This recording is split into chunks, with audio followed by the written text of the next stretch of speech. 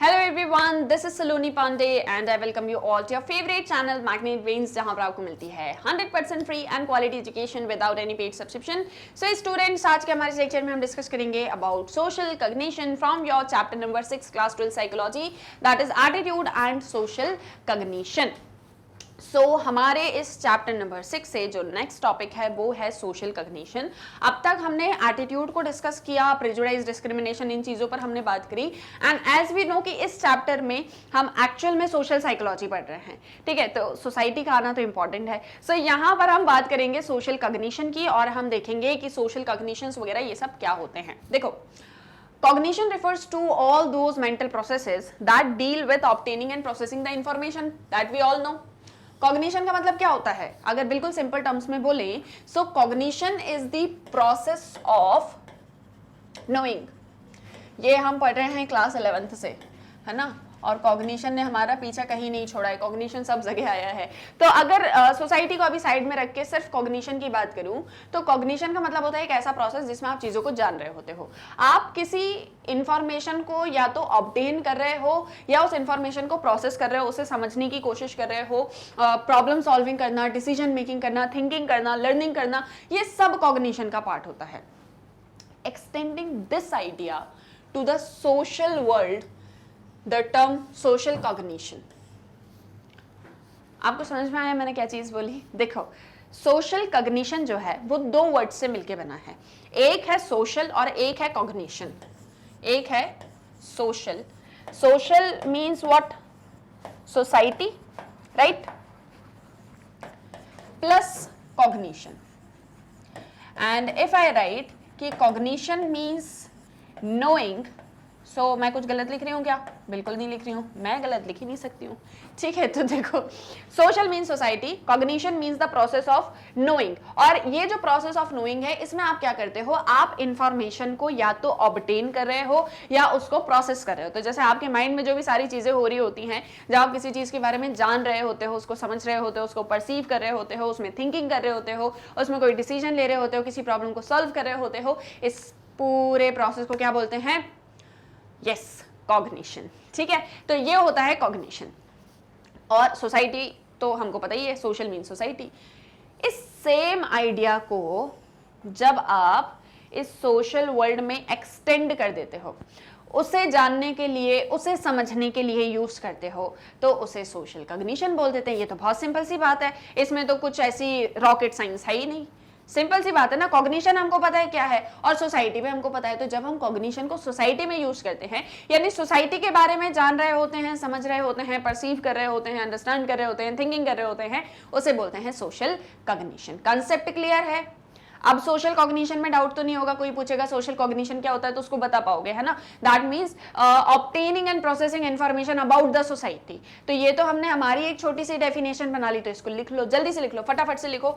मैं डिक्टेट करती हूँ, आप लोग लिखो अपनी नोटबुक में, ठीक है। सब नोट्स वगैरह लेके बैठते हो ना, मैंने बोला है ये 100 बार 1000 बार कि नोटबुक और बुक मेरे साथ में पढ़ रहे हो तो लेके बैठा करो, ठीक है। तो लिखो, social cognition is the process of obtaining and processing information about the society। लिख लिया? Social cognition is the process of obtaining and processing information about the society। ये हमारी अपनी बनाई हुई डेफिनेशन है, ठीक है। समझ में आ गया? चलो आगे बढ़ते हैं। अब social cognition refers to all those psychological processes that deal with gathering and processing of information related to social objects. यही तो हमने लिखा है, लेकिन हमने थोड़ा सा सिंपल टर्म्स में लिखा है।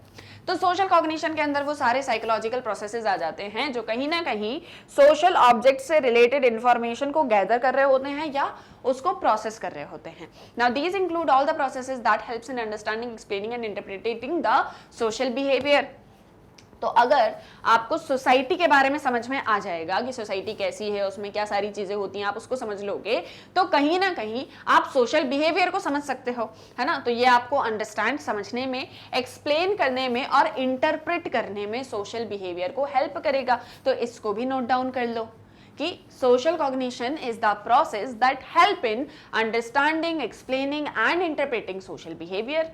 बस ये और लिख लो, ये आपका देखो आंसर बनता चल रहा है आपका। मान लो इस पे क्वेश्चन वगैरह आ गया तो एटलीस्ट आप आंसर कर पाओगे। अच्छा, मैं एक चीज़ ना आप लोगों को बता दूं, ये जो टॉपिक्स हम डिस्कस कर रहे हैं चैप्टर नंबर 6 के, चाहे सोशल कॉग्निशन हो, स्कैमास हो, ये सारी चीज़ें, ये सब ना एनसीईआरटी ने 2022-23 के सिलेबस से ड्रॉप कर दिया है, हटा दिया। ये टॉपिक्स आपके एग्जाम में नहीं आएंगे। लेकिन वहीं पर अगर आप एनसीईआरटी सॉल्यूशंस देखते हो, मतलब क्वेश्चन आंसर देखते हो, तो वो क्वेश्चन में आपसे ये टॉपिक्स पूछते हैं। मतलब मैंने ये बोला कि मैं एग्जाम आपका सिर्फ और सिर्फ साइकोलॉजी का लूंगी, ठीक है, तो आपने तो सिर्फ साइकोलॉजी पढ़ी, लेकिन जब मैं आपसे क्वेश्चन पूछती हूँ तो मैं साइकोलॉजी के साथ साथ में हिस्ट्री का क्वेश्चन भी पूछ लेती हूँ। तो इसका मतलब क्या कि मैं आउट ऑफ सिलेबस दे रही हूँ। देखो मेन चीज हुई क्या है, अभी जो हुआ है ना वो समझ लो अच्छे से, ताकि आप लोग को कंफ्यूजन और डाउट ना रहे। एनसीईआरटी ने बोला कि ये चैप्टर्स आपको नहीं पढ़ने, पहले 9 चैप्टर्स थे टोटल, तो एनसीईआरटी ने बोला कि अब पूरे 9 नहीं पढ़ना है, 3, 8 और 9 ये चैप्टर मैंने हटा दिया है। अब आप लोग सिर्फ और सिर्फ कितने चैप्टर्स पढ़ो, 6 चैप्टर्स पढ़ो। इन 6 चैप्टर्स में से भी जो 3 चैप्टर्स हैं, that is chapter number 5, 6 and 7, इसमें से उसने कुछ कुछ टॉपिक्स हटा दिए, ठीक है, कि ये वाला टॉपिक आपको नहीं पढ़ना, ये वाला टॉपिक आपको नहीं पढ़ना। जैसे चैप्टर नंबर 6 से ये वाला टॉपिक हटा दिया कि ये आपको नहीं पढ़ना है। लेकिन जब आप इस चैप्टर के लास्ट में जाओगे और क्वेश्चंस पढ़ोगे तो आपको ये जो टॉपिक्स उन्होंने हटाए हैं, जैसे प्रो सोशल बिहेवियर उन्होंने हटा दिया और प्रो सोशल बिहेवियर पे उन्होंने क्वेश्चन पूछ लिया, तो हुआ ये है कि उन्होंने डिसाइड तो कर लिया, लेकिन बुक्स अभी वैसी अपडेट हुई नहीं है। कुछ कुछ बुक्स अपडेट हो गई लेकिन सब नहीं हुई है अभी अपडेट। आप लोग भी शायद अभी कहीं ना कहीं पुरानी बुक को ही पढ़ रहे हो, ठीक है, तो इसीलिए पढ़ना जरूरी है और मेरा काम क्या है, पढ़ाना आपको, तो मैं तो आपको पढ़ाऊंगी, ठीक है। तो इसीलिए ये आप ध्यान रखना कि कौन कौन सी चीजें हट गई हैं। तो जो पूरा चैप्टर हट गया वो मत पढ़ना, क्योंकि इससे तो क्वेश्चन ही नहीं आएगा। लेकिन जो आपका इनने क्वेश्चंस मतलब पूछ रहे हैं ये आपके एनसीईआरटी में, तो मैं आपको पढ़ा देती हूँ ताकि आप प्रिपेयर करके रखना। अगर वो नहीं पूछते हैं तो बहुत अच्छी बात है, लेकिन अगर पूछ लिया तो एटलीस्ट आप आंसर करने की पोजीशन में हो। क्लियर? तो इसीलिए इसको याद रखना, और इसीलिए नोट्स वगैरह भी बनवाती रहती हूँ कि एटलीस्ट थोड़ा थोड़ा तो याद रहे, कि चलो नहीं भी पढ़ा तो एग्जाम में पूछ लिया तो एटलीस्ट आप आंसर कर सकते हो। वैसे वो पूछेंगे नहीं, लेकिन अगर पूछ लिया तो हम रिस्क क्यों लें, बिल्कुल रिस्क नहीं लेने का, ठीक है। चलो आगे बढ़ते हैं और इसको समझते हैं। So the processing of information, ये समझ में आ गया ना जो मैंने बताया एनसीईआरटी का, ठीक है, आगे बढ़े। So the processing of information related to social objects, particularly individual, group, people, relationship, social issues and the like, differs from the processing of information related to physical objects. People as social objects may themselves change as the cognitive processes takes place. इसका मतलब ये है, जिस तरह से आपकी information process होती है, जिस तरह से आप अंडरस्टैंड करते हो किसी सोशल ऑब्जेक्ट को। सोशल ऑब्जेक्ट क्या क्या है, जैसे कोई इंडिविजुअल हो गया, आप हो गए, ग्रुप हो गया कोई, कुछ लोग जो सोसाइटी का पार्ट हैं, रिलेशनशिप्स को समझना, किसी सोशल इश्यूज को समझना, और भी बहुत सारी चीज़ें। तो इन सारी चीज़ों को लेके जब प्रोसेस होती है इंफॉर्मेशन आपके अंदर, तो ये इंफॉर्मेशन प्रोसेसिंग फिजिकल ऑब्जेक्ट के इंफॉर्मेशन प्रोसेसिंग से अलग होता है, ठीक है। फिजिकल जो प्रोसेसिंग हो रही है इंफॉर्मेशन की और जो सोशल प्रोसेसिंग हो रही है इंफॉर्मेशन की, दोनों आपस में एक दूसरे से अलग होते हैं। People as social objects may change themselves or themselves change as the cognitive processes takes place. तो जैसे जैसे cognition हमारे अंदर होता है, जैसे जैसे आप चीज़ों को समझ रहे होते हो, जान रहे होते हो, वैसे वैसे आपके अंदर चेंजेस आने लग जाते हैं। क्लियर? जैसे जैसे आप चीज़ों को समझते हो, सोसाइटी को समझते हो, वैसे वैसे आपके अंदर चेंजेस आने लग जाते हैं। कैसे? देखो, for example, a teacher who observes a student in school may draw conclusion about him or her that are quite different from the conclusions drawn by the student's mother who observes him or her at home. So the student may show a difference in his or her behavior depending on who is watching him or her, the teacher or the mother. देखो, मैंने आपसे क्या एक चीज़ कही कि एक social जो processing होगी इंफॉर्मेशन की और एक जो फिजिकल प्रोसेसिंग होगी, आपस में एक दूसरे से अलग होंगे। क्यों? क्योंकि जब आप सोसाइटी की बात करते हो, जब आप सोशल ऑब्जेक्ट की तरह बिहेव कर रहे होते हो, तब कहीं ना कहीं आपके कॉग्निटिव प्रोसेसेस में चेंजेस आते हैं, तो आपके अंदर भी चेंजेस आते हैं। People themselves change as cognitive process takes place. मतलब इसका एक एग्जाम्पल ये है, आपका बिहेवियर, आप लोग स्टूडेंट हो, आपका बिहेवियर आपके टीचर के सामने जब आप स्कूल में होते हो और आपका बिहेवियर आपकी मम्मी के सामने बहुत डिफरेंट होता है।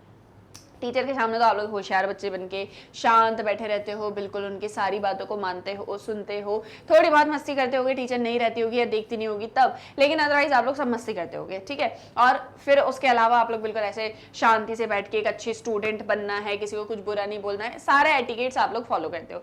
वहीं घर में जैसे ही एंट्री होती है आप लोगों की, बैग कहीं, ड्रेस कहीं, जूते कहीं, आप कहीं, और फिर उसके बाद में आप लोग बिल्कुल रिलैक्स्ड, चिल, मम्मी ने ज्यादा कुछ बोला, अरे मम्मी अभी शांत रहो, मैं बहुत थक गया हूँ या थक गई हूँ, और इस तरह से आप लोग बिहेव करते हो।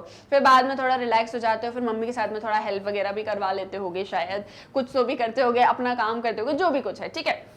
तो आपका बिहेवियर वहां अलग है स्कूल में, और आपका बिहेवियर आपके घर में अलग है, क्योंकि वहां आपकी टीचर आपको नोटिस करी है, यहाँ आपकी मम्मी आपको नोटिस करी है। और हमको ऐसा लगता है कि मम्मी के सामने तो हम 24 घंटे रहते हैं, ठीक है, तो मम्मी हमको ज्यादा अच्छे से जानती हैं, समझती हैं as compare to teacher. Teacher हमको थोड़ी देर के लिए देख रही हैं, होती हैं, और कहीं ना कहीं अगर हम उनके सामने मस्ती करेंगे तो वो एक परसेप्शन बना लेंगे कि ये तो एक बहुत मस्तीखोर बच्चा है, और हमारी कंप्लेंट शायद हमारे पेरेंट्स से भी हो जाए। लेकिन मम्मी के सामने मस्ती करो तो क्या ही है, मम्मी थोड़ा सा डांट देंगे, लेकिन वापस से आप वही करने लगोगे, ठीक है। तो डिपेंड करता है कि आप किस एक सोशल सिनेरियो में हो, है ना। तो जैसे ही आप सोसाइटी का पार्ट बनते हो, आपके बिहेवियर चेंज होने लग जाते हैं। क्यों? क्योंकि कहीं ना कहीं आपका कॉग्निशन भी चेंज हो रहा है। कॉग्निशन पहले ये क्या बोल रहा है, अरे अभी आप स्कूल में हो, फिर ये बोल रहा है अरे अभी तो तुम घर पे हो, ठीक है। तो अकॉर्डिंगली आप बिहेव करते हो, and that is the social cognition की वजह से सारी चीजें हो रही होती हैं। Social cognition is guided by mental units called स्केमास।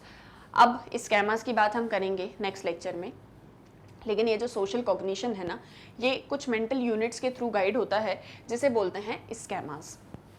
स्केमास का डिस्कशन हमने पहले भी किया है, क्लास 11th में भी किया है, और 12th में आपके कुछ चैप्टर्स, प्रीवियस चैप्टर्स में भी किया है, और अच्छे से डिटेल में बात करेंगे स्केमास की, स्टीरियोटाइप्स की, इन सारी चीज़ों की।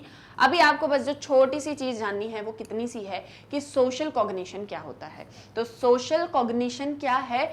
The process of knowing or the process of obtaining and processing information that is related with society. And जब आप सोसाइटी को परसीव करते हो, अंडरस्टैंड करते हो, जान रहे होते हो, तो आपके अंदर या आपके बिहेवियर में वैसे वैसे चेंजेस होते हैं जैसे जैसे कॉग्निशन होता है। जैसे जैसे आप नई चीजों के बारे में जानते हो, समझते हो, आपके बिहेवियर में चेंजेस आपको देखने को मिलते हैं।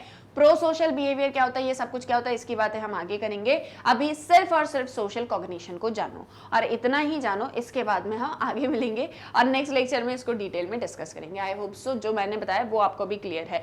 सिर्फ सोशल कॉग्निशन को समझो, बाकी चीजों को नेक्स्ट लेक्चर में समझेंगे। तब तक के लिए for more updates stay tuned with magnet brains. और अभी रुको जाते जाते एक छोटी सी इन्फॉर्मेशन कि आप कैसे मैग्नेट ब्रेन्स की वेबसाइट को एक्सेस कर सकते हो। So as you all know कि डेली लेक्चर्स आपको मैग्नेट ब्रेन्स के यूट्यूब चैनल पर मिलते हैं। साथ ही साथ जो मैग्नेट ब्रेन्स की ऐप है वो भी प्ले स्टोर पर अवेलेबल है, बहुत ईजिली आप उसको डाउनलोड कर सकते हैं, बिल्कुल फ्री ऑफ कॉस्ट। साथ ही साथ जो मैग्नेट ब्रेन्स की वेबसाइट है that is www.magnetbrains.com, that is again very easily accessible on Google. जैसे जैसे गूगल वगैरह पर एंटर करोगे आपके सामने magnet brains education platform open होगा। यहाँ पर आपको सारी क्लासेस के, सारे कोर्सेज के वीडियो लेक्चर्स देखने को मिलेंगे, अगेन बिल्कुल free of cost with quality and best teachers. तो अपने फ्रेंड्स और रिलेटिव्स को भी मैग्नेट ब्रेन्स के बारे में बताओ, ताकि वो भी 100% फ्री एंड क्वालिटी एजुकेशन का बेनिफिट ले सके।